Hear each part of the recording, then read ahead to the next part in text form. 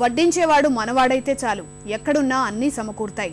ఈ కోవలోని అక్రమాలకు తెరలేపాడు శ్రీకాకుళం జిల్లాకు చెందిన అధికార పార్టీ నాయకుడు. అధికారుల అండ పుష్కలంగా ఉండడంతో బోగస్ పేర్లతో కోటి రూపాయల స్వాహా చేసిన వైనం సమాచార హక్కు చట్టం ద్వారా వెలుగు చూసింది. శ్రీకాకుళం జిల్లా సంతబొమ్మాళి మండలంలోని పలు గ్రామాల్లో ఇందిరమ్మ ఇళ్ల పేరుతో అందిన కాడికి దండుకుంటున్నాడు ఓ అధికార పార్టీ నాయకుడు. గృహ నిర్మాణ శాఖ అధికారుల అండదండలతో కోటి రూపాయల స్వాహా అయిన విషయం సమాచార హక్కు చట్టంతో బయటపడింది.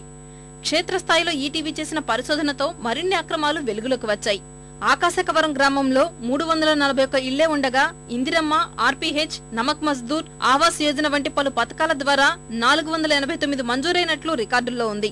ఇంతకుముందు ఎన్నిసార్లు కూడా గ్రీవెన్స్లో ఇంత అవినీతి జరిగిందని చెప్పి కొంతమంది లబ్ధిదారులకు తీసుకెళ్లి ఇలా చెప్పించాము, చెప్పడం కూడా జరిగింది. జరిగినా కూడా ఈ ఆకాశలకోన గ్రామం యొక్క ప్రజలకు సరిగ్గా అందవలసిన పథకాలు కూడా ఈరోజు అందట్లేదు.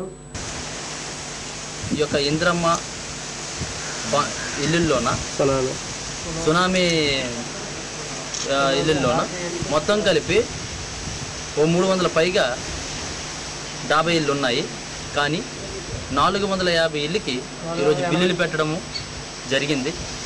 కానీ అందులోనే మిగతా ఇళ్ళు ఎక్కడ ఇచ్చారో, ఎవరికి ఇచ్చారో అన్నది డబ్బుల రూపంలో కానీ ఎవరు కూడా బాధ్యతలకి ఇప్పటి వరకు కూడా ఒక పైసా కూడా అందలేదు.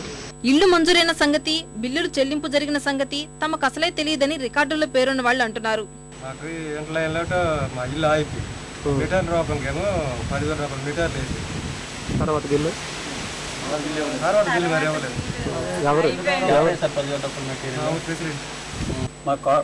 మా ఆవిడ పేరున ఒక బిల్లు అందిందండి, 8 బస్సు సిమెంట్. తర్వాత మా కోడల పేరున 5,000 అందిందండి.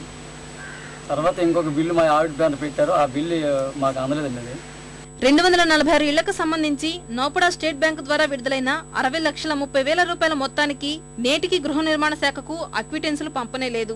ఈ విషయంపై ఇందిరా క్రాంతి పథకం సిబ్బందిని ప్రశ్నిస్తే పొంతన లేని సమాధానాలు చెబుతున్నారు.